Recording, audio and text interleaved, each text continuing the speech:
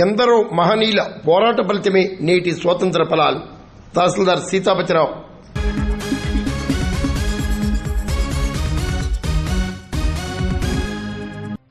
భరతమాత దాస్య విముక్తి కోసం ఎందరో మహనీయులు చేసిన పోరాట కృషి ఫలితమే నేటి స్వాతంత్ర ఫలాలని పెదపూడి రెవెన్యూ తహసీల్దార్ సీతాపతిరావు తెలిపారు.